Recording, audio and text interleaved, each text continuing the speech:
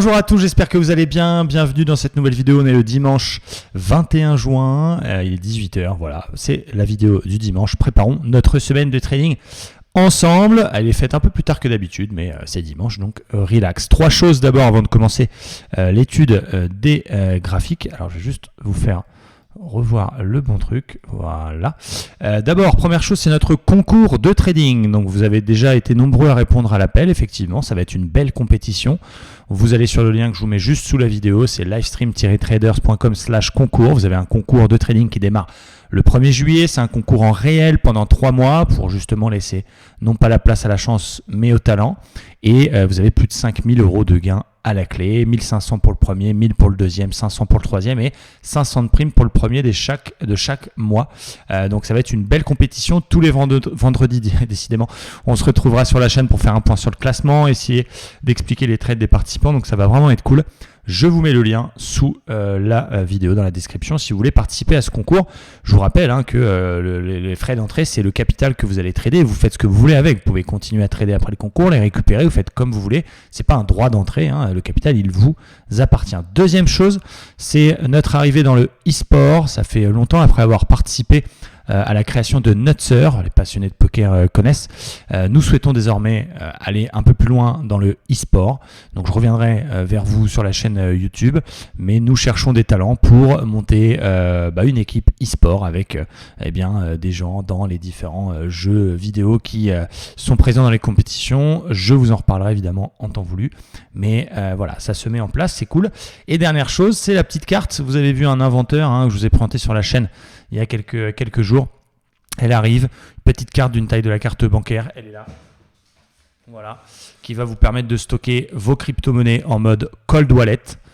C'est vraiment ce qu'il y a de mieux en termes de sécurité, et surtout de stocker vos mots de passe, de stocker vos cartes bancaires, et de ne plus avoir à mémoriser vos mots de passe sur Internet dans le navigateur, ni dans un cloud, mais d'avoir les mots de passe qui sont stockés ici. Ça va faire donc gestionnaire de mots de passe, c'est ça pour moi le plus important. Ça va fonctionner évidemment avec 99% des sites Internet, dont les sites de trading, et ça vous permet d'avoir enfin une sécurité absolue parce que le constat est clair. Il y a encore des grosses failles là-dedans, donc avec des mots de passe complexes différents pour chacun des sites, ça va être top et surtout très facile puisqu'il suffira de passer la petite carte clac derrière son téléphone. Ça marche avec Apple, ça marche avec Samsung, ça marche avec tout pour ouvrir votre Facebook, votre Twitter, votre Instagram, votre compte de trading, votre banque, votre mail. Clac clac, c'est un geste, c'est assez facile.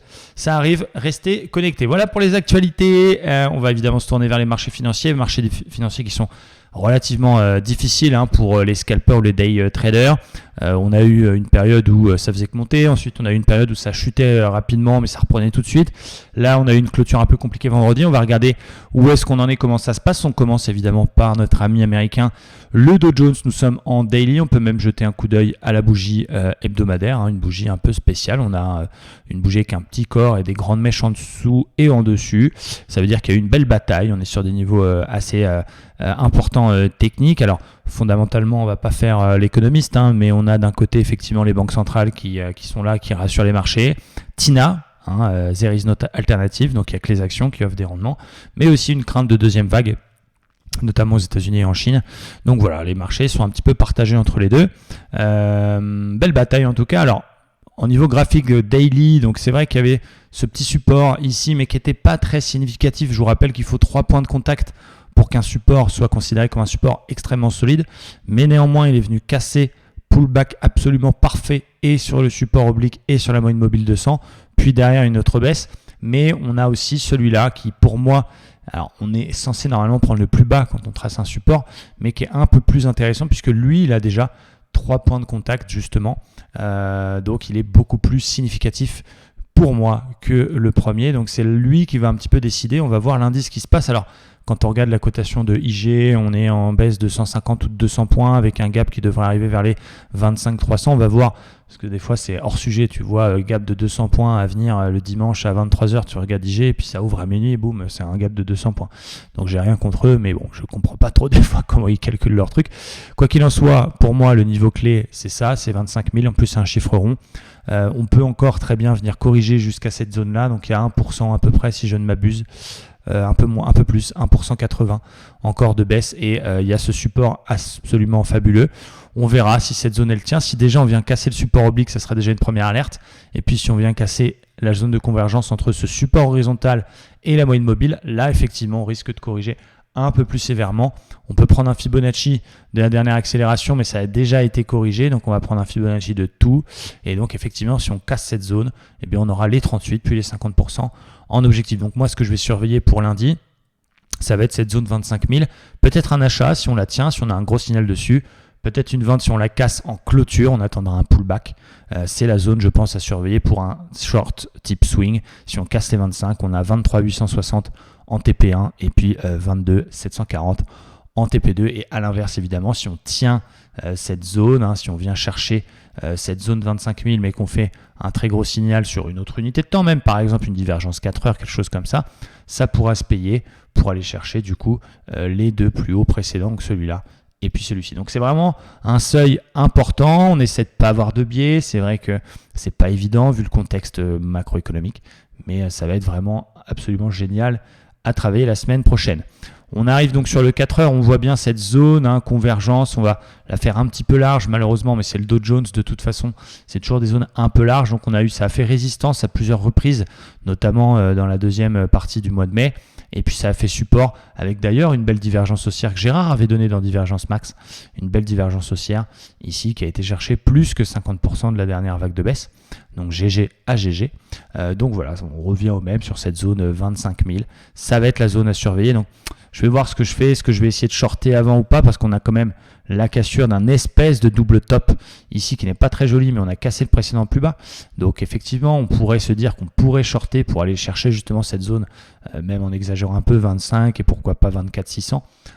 Mais bon, on va voir l'ouverture cette nuit, dimanche à minuit, on va voir un peu lundi comment ça se passe et on va pas se précipiter.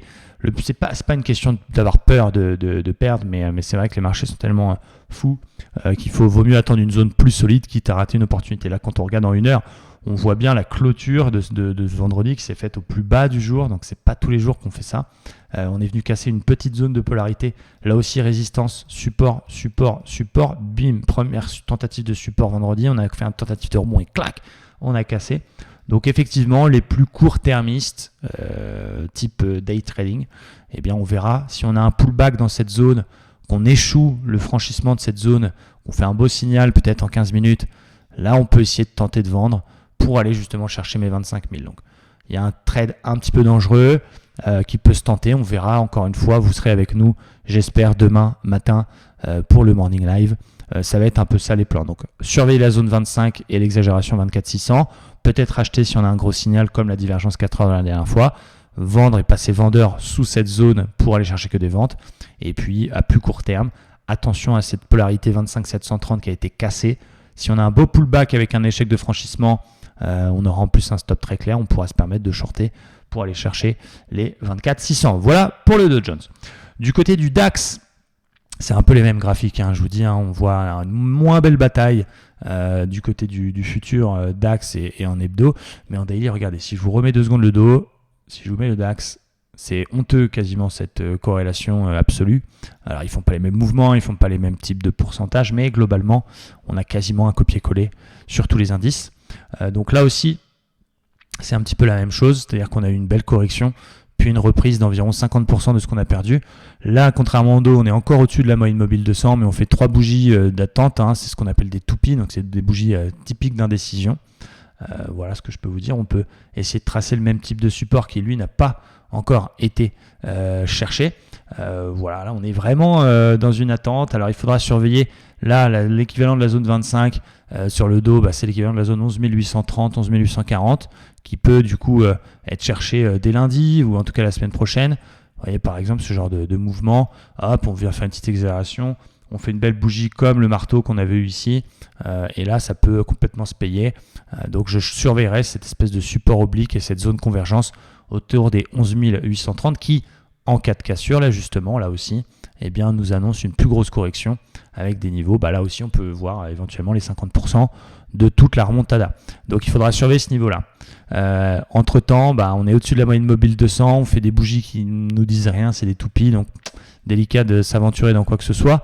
Il y avait eu un petit range la semaine dernière. Finalement, on est resté enfermé depuis le gap de mardi dans une zone comme ça qui tient. Mais vu ce qu'ont fait les indices américains après en fin de séance, s'il y aura une répercussion forcément, est-ce qu'on va juste se contenter de venir combler le gap de mardi justement, et est-ce que ça va tenir ou pas? Donc c'est ce qu'il faudra surveiller.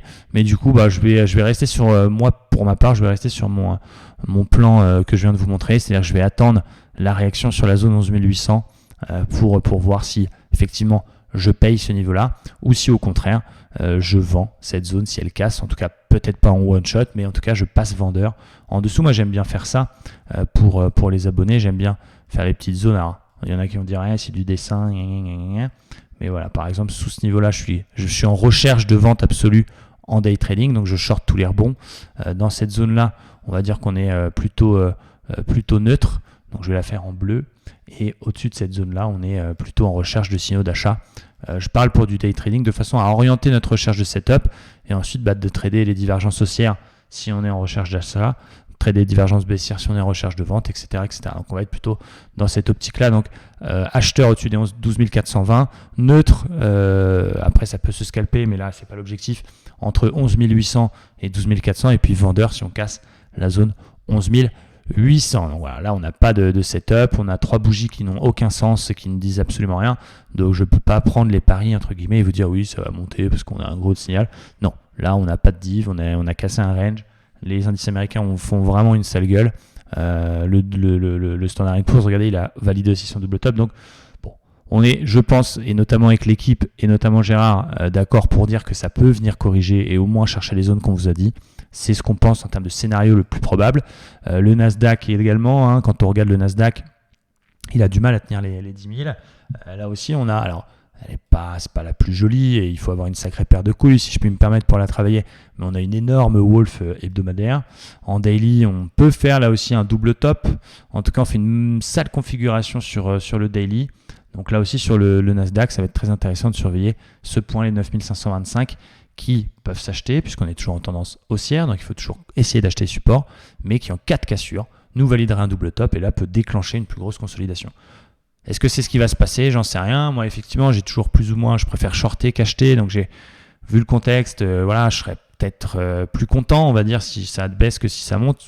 C'est comme ça. J'ai du mal à acheter les cassures de plus haut. Mais clairement, on ne peut pas vraiment privilégier l'un des scénarios clairs. Il faut attendre la réaction sur les zones que je vous ai données.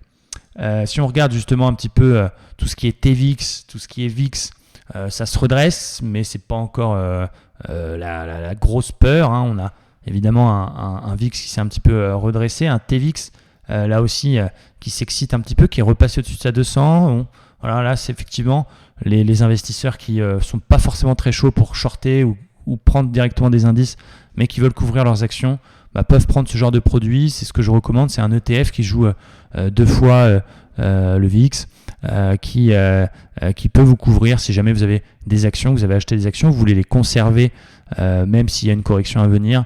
Par exemple, vous avez des très bons prix, vous êtes en gain, vous n'avez pas envie de les vendre ou vous avez envie de les garder tout simplement, eh bien vous pouvez jouer la baisse sur ce genre de produit de façon à compenser ce que vous allez perdre sur vos actions tout en gardant vos actions. Donc après, il y a un petit calcul à faire pour savoir combien il faut en acheter, mais globalement, vous regardez votre exposition globale sur vos actions et vous essayez de dire, voilà, si je pense par exemple ça va baisser de 20%, j'en ai pour 50 000 euros d'actions, donc je suis censé perdre 20% de 50 000, donc ok, il faudrait que j'achète tant de contrats pour essayer de... Vous voyez ce que je veux dire, pour jouer vos scénarios. Donc ça c'est intéressant, et d'ailleurs je trouve qu'on n'en parle pas assez. C'est vrai que la plupart des formations qui sont disponibles, de bonne ou de moins bonne qualité, peu importe, parlent tout de suite d'analyse technique, on est tout de suite dans la lecture des graphiques, on est tout de suite dans les trades, et moi je me mets à la place de vraiment tout débutant ou moins débutant, mais il y a des gens, ils n'ont même pas envie encore de savoir comment on ouvre une position, ils ont juste envie de comprendre quels sont les différents actifs qui existent, quels sont les différents types d'ordres qui existent. Alors on a plein de vidéos sur YouTube, mais on n'a pas de formation débutant vraiment sur les bases, et donc je pense qu'on va aussi créer quelque chose par là. Alors il y a plein de casseroles sur le feu comme vous l'avez compris, mais je pense qu'on reviendra à la rentrée avec un programme vraiment sur, même avant l'analyse technique, comment ça fonctionne, très clairement. Au niveau du pétrole, je vous avais dit, le pétrole, je le shortais si on cassait le précédent plus bas parce qu'on avait cassé un petit support oblique. Mais vous voyez, pour l'instant, la théorie de dos fait des plus hauts, des plus bas de plus en plus haut. On est même en train de chatouiller le précédent plus haut. Donc on a bien fait de ne pas shorter. On verra la réaction. Si ça casse les 40, il y a peut-être un petit achat même à faire pour aller chercher le comblement du gap avec un stop sous les mèches du plus bas de la semaine dernière. Donc je surveille ça très attentivement. Et puis si on valide ce double top à l'inverse, là on pourra éventuellement shorter les 35. Donc très intéressant à surveiller le pétrole. Et le gold, bon bah superbe, parce qu'on va peut-être enfin aller chercher ma zone 1780 que j'annonce depuis des mois et des mois. Je vous rappelle que j'en avais parlé ici. Moi j'ai acheté pas mal d'or physique, donc c'est cool. Là on sort d'une petite phase de conso, on a cassé une petite résistance oblique, donc je pense qu'on va aller chercher 1780. Bon, faire un trade si proche de la résistance avec un stop sous les plus bas, ça offre pas du tout un bon ratio, donc c'est pas valable si on n'est pas dedans. Mais voilà, je pense qu'on va aller chercher cette belle zone de résistance. Regardez, en hebdo ou en mensuel, c'est le précédent plus haut, tout simplement, qui avait déjà été approché lors du mois de mai. Voilà pour la partie indice. Maintenant, on va passer un petit peu au Forex. Je tiens à féliciter Julio, et c'est ça aussi l'intérêt pour vous, d'avoir une équipe à votre disposition. Vous avez Gérard Sagnier, c'est quand même 30 ans de bourse. Alors, c'est pas un trader, c'est un analyste.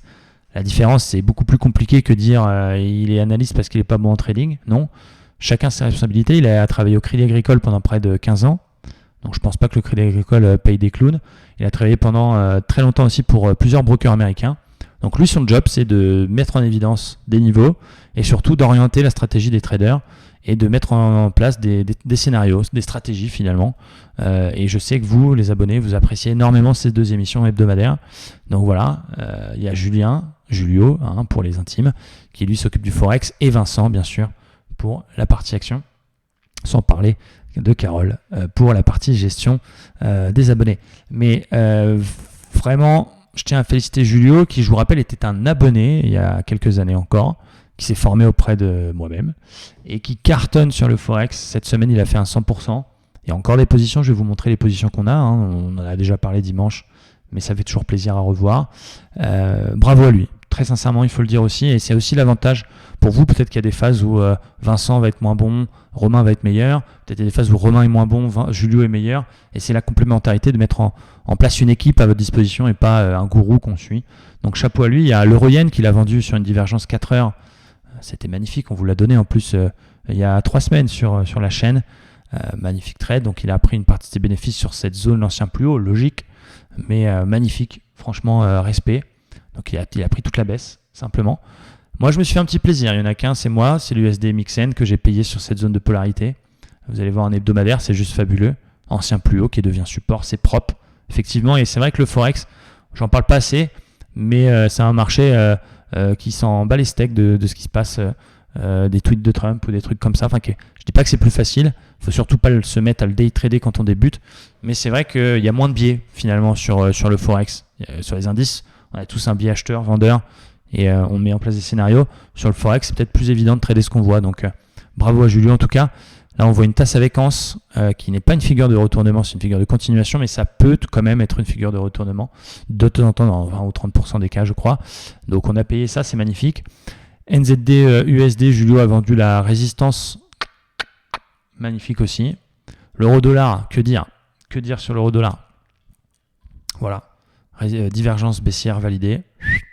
Objectif, c'est la zone ici. On est quasiment à l'objectif. Et l'NZD4, vous pouvez surveiller ça parce que c'est encore le bon timing. On a encore un bon ratio. Divergence baissière validée. Bon, il aurait fallu, si vous n'êtes pas dedans, rentrer à 0,8750. On n'est que 30 pips en dessous, mais elle est encore bonne, j'ai envie de dire. Donc plutôt pas mal avec un objectif qui est la 50% de Fibo et les 61,8 qui est le vrai chiffre Fibonacci. Je répète, le vrai nombre d'heures, le seul Fibonacci, c'est 61,8. Tous les autres, 38 c'est 100 moins 61,8. 50 c'est la moitié. Le vrai seul nombre d'heures, c'est 61,8. Donc ça donne des objectifs psychologiques. C'est pas pile poil, mais voilà, l'objectif du NZD4. Je n'ai pas d'autres Forex à vous présenter malheureusement. Par contre, je peux vous montrer quelques actions. Donc on a les actions en position, il y en a qui marchent bien, il y en a qui marchent moins bien. Bravo à Liquidia, bravo à ceux qui ont tenu Liquidia, j'en ai parlé. C'était au mois de janvier. Je sais que vous étiez nombreux à suivre Liquidia. Moi, évidemment, je suis encore dedans. J'ai quand même pas mal de titres. Alors là, c'est une petite achat que j'avais fait pour le symbole. Mais la plupart des titres ont été achetés à la banque. Et je suis content parce qu'elle repasse les 10. Regardez comme c'est beau, l'analyse technique parfois. Ça vaut presque un bon Jackie Michel. On a une belle zone de résistance. Résistance. C'est cassé. On vient se réappuyer dedans pile poil et hop, on repart. Donc évidemment, le super signal, ce serait la cassure du plus haut précédent. On verra ce qui va se passer la semaine prochaine. Je vous rappelle que l'objectif de Liquidia, c'est $35. Donc c'est l'objectif de T-Pranks. C'est pas mon objectif, mais si ça y va, et si vous avez suivi ça, effectivement, il y a un gros billet à prendre. On a encore du Google en short en légère perte, on a encore du Carrefour à l'achat. Aurora Cannabis que j'ai pris sur le pullback, sur le précédent plus haut. Donc voilà, on a un beau potentiel là aussi. J'ai acheté à 14,10 pour être honnête avec vous. Valourec, donc c'est pareil, moi j'aime bien les actions qui ont été un peu sacrifiées. C'est un peu comme un business angel qui investirait sur des startups. Il sait très bien que sur 10, il y en a 7 qui ne vont pas marcher, 2 qui vont lui faire break-even et une qui va exploser. Donc avec une taille de position raisonnable, là Valourec, on a une énorme vague de Wolf hebdomadaire, énorme, même mensuelle si je ne m'abuse. Voilà, énorme vague de Wolf mensuelle. Donc à un moment donné, quand tu travailles les vagues de Wolf et que tu enseignes les vagues de Wolf aux gens, si tu ne les prends pas quand il y en a, change de job. Donc évidemment, je l'ai pris. Et en plus, le timing d'intervention, c'est la divergence hebdomadaire. Donc j'y crois, je tiens mon plan, j'ai un super ratio. Et c'est ça qui est très important. Un trader pour compte propre, alors il y a des gens qui disent oui, moi j'aimerais bien gagner 150 € par jour. Ok, t'as quel capital? 5 000 €. C'est pas impossible. Mais cette personne, elle rêve un peu. Il y a des jours où tu perdras et est-ce que tu auras la psychologie pour gérer ça? C'est un peu plus compliqué. Prenez votre temps et comprenez bien que ce sont les ratios qui vous feront gagner sur le long terme. On peut avoir des phases d'euphorie. Moi, j'ai déjà fait des phases. Je vous rappelle qu'en 2018, j'ai fait presque 86%. En 2019, j'en ai fait 44%. Là, cette année, je suis un peu moins bon, certes, mais à ma décharge, les marchés sont un peu plus compliqués. On a eu une crise et une chute de 35%. On a eu ensuite une remontada inexplicable. Enfin, on se comprend. Donc voilà. Bref, quoi qu'il en soit, je sais de quoi je parle. Et je pense que vous devez vraiment vous mettre ça dans le crâne, que c'est les ratios gains sur perte qui font gagner. On peut traverser des phases d'euphorie, mais la plupart des gens vont se brûler les ailes parce qu'ils vont prendre la grosse tête, ils vont croire qu'ils font le marché, et puis là, ils vont prendre une énorme paume qui va leur faire gagner perdre tous ces gains. À l'inverse, celui qui accepte que ça ne peut pas marcher tout le temps, on peut même avoir des phases pourries, s'il continue, et c'est évidemment ce que j'essaie de vous apprendre, s'il continue dans le droit chemin à appliquer ses méthodes, à appliquer ses stratégies, et pas à craquer en faisant des all-in, mais rester avec des trades, avec des ratios d'au moins de 2, 3, des plans bien clairs, tenir jusqu'au bout, forcément mathématiquement ça va y arriver. Et c'est ça que j'essaie de vous apprendre, même sur la chaîne, c'est que ne rêvez pas, on parle pas de casino, on parle pas de jeu, mais ne rêvez pas, c'est pas facile, c'est pas en suivant un gars sur Telegram et en suivant des signaux de trading qu'on gagne, ça n'existe pas. Il faut avant tout travailler la gestion de vos émotions, la psychologie, et pour ça il faut passer aussi par des phases, et il faut se laisser le temps, il faut avoir un objectif moyen-long terme. Et donc un trade comme ça, comme Valourec, désolé, je m'écarte un petit peu du sujet, mais je dis ce que je pense, et après si ça plaît tant mieux, si ça plaît pas c'est pas grave, mais je suis comme ça. On a un ratio absolument fabuleux. Regarde, tu as une toute petite perte pour un énorme gain. Il faut y aller. Tu as un ratio de 5. Tu gagnes 5 fois plus que ce que tu perds si tu tiens ton plan. Et ceux qui savent jouer au poker, qui connaissent les cotes, un ratio de 5 contre 1, c'est énorme. Un ratio de 4 contre 1, il faut 20% de trade gagnant pour que ce soit rentable sur le long terme. Un ratio, on doit être à 15%, 15-16%. Bon, voilà, les divergences dans le cadre de vague de Wolf sur un titre comme ça, ça peut perdre, mais dans l'absolu, on a quand même, en tout cas, une rentabilité mathématique et statistique sur ce genre de trade. JB Hunt, là aussi, toujours avec cet avalement fabuleux. Slack Technologies que j'ai repris sur cette zone polarité. J'avais tenté l'épaule tête épaule inversée une première fois. Notre objectif, c'était la hauteur de la figure, qui donnait un objectif un peu plus ambitieux. Donc, on n'avait pas coupé. Bim, on s'est fait stopper break-even, parce qu'évidemment, un trade qui gagne 15%, 20%, ou même une position sur le dos, sur le DAX, qu'on fait de 150, 200 points, ça ne doit plus devenir des positions perdantes. Donc, il faut aussi apprendre à passer break-even. Alors, il y a des moments, on voit ça en live tous les jours, mais plus adaptés que d'autres. Mais j'ai acheté dans la zone pour aller rechercher le comblement du gap. Là aussi, on avait un très très beau ratio. Et j'ai shorté Eiffage dans le but d'équilibrer le portefeuille. Si on n'a que des achats et qu'il se passe un truc, ça se retourne, on est dans la merde. Donc il faut un peu équilibrer. J'ai shorté Eiffage. Pourquoi? Parce qu'on a une cassure du support. On a l'impression que c'est un peu le même support que je vous ai montré sur le dos. Cassure, pullback. Donc voilà, ça permet d'équilibrer un petit peu le portefeuille. Je surveille quelques actions quand même. Technicolor, alors il y a une suspension de cotation parce qu'il y a eu des renégociations avec les prêteurs, si je ne dis pas de bêtises. Donc je suis complètement dans le flou. On ne sait pas si ça va ouvrir en hausse ou en baisse. Mais il faudra surveiller parce que regardez, on a une très belle divergence validée en hebdo. Donc évidemment, on verra lundi si ça gape de 30% à la baisse parce qu'il n'y a pas eu d'accord. Je n'ai pas encore lu les news, peut-être. Mais en tout cas, si ça se valide et qu'il n'y a pas trop de mouvement par rapport à ça, on a une très très belle divergence haussière sur Technicolor. On a Thyssen aussi que j'aime bien. Je surveille la zone de polarité ici, l'ancienne résistance qui peut devenir support. Voilà, je surveille quoi? Rémi Cointreau. Rémi Cointreau qui a été recommandé par Barclays. Visiblement, il prévoit que les gens vont picoler un petit peu plus. 150 au niveau de l'objectif. J'avais dit que j'achèterais si on casse le plus haut précédent. Donc, c'est pas forcément ce que j'aime le faire le plus. Mais bon, à un moment donné, il faut aussi s'adapter au marché. On casse cette zone, qui n'est pas une résistance puisque ça a été cassé plusieurs fois, mais qui est une zone intéressante. On la pète. Petit pullback. Peut-être que je me positionnerai sur Rémi Cointreau. Là aussi, encore une fois, en fonction du scénario sur les indices, parce que si on a des indices qui se cassent la gueule avec une deuxième vague de coronavirus et un 20% de baisse qui revient, il ne faut pas non plus acheter trop d'actions. Qu'est-ce que je surveille d'autre? Michelin, également sur ce magnifique bas de canal haussier très très intéressant, 4e point de contact. Donc on verra, peut-être qu'ils veulent le casser, peut-être pas. En tout cas, on a un objectif, je crois que c'est HSBC qui vise 110. Voilà, donc quand on peut faire converger l'analyse technique et l'analyse fondamentale, c'est fabuleux. J'ai pas encore de signal. L'idée, moi j'adore acheter les cassures et réintégrations. Donc il faut surveiller Michelin. Voilà, globalement ce que je peux vous donner. Il y a quelques ventes aussi qu'on surveille. On surveille Maison du Monde parce qu'on a une divergence baissière qui n'est pas encore validée. Et je fais attention également à Verizigne et Craft Hens. Voilà, parce que Craft Hens, on est dans une très belle zone qui n'arrive pas à passer. Si elle passe, c'est all-in, entre guillemets. Là, on a un boulevard jusqu'au comblement du gap. Par contre, si on a un très beau signal de retournement, ça peut être intéressant. Voilà mon avis pour cette semaine. Merci à tous en tout cas de regarder cette vidéo. Vous êtes vraiment nombreux. Vous êtes nombreux à me laisser des messages sur tous les réseaux sociaux, Instagram, Facebook, tout ce que vous voulez. Et même directement un petit commentaire. Ça fait toujours chaud au cœur. Ça fait toujours plaisir. Donc voilà, j'espère que vous appréciez. N'oubliez pas évidemment le concours que j'ai dit en début de vidéo. Et pour ceux qui veulent aller plus loin, il y a évidemment Livestream Trader. Mais ça, il faut déjà avoir un bon niveau. Je vous invite vraiment à commencer par notre formation théorique, complètement offerte, commencerletrading.com. Pour vous mettre dans le bain, si vous estimez déjà un bon niveau, eh bien vous pouvez nous rejoindre sur Livestream. Tous les liens sont dans la description de la vidéo. Merci à tous, je vous dis à très vite et à demain matin sur les graphiques. Passez une bonne soirée, à bientôt, au revoir.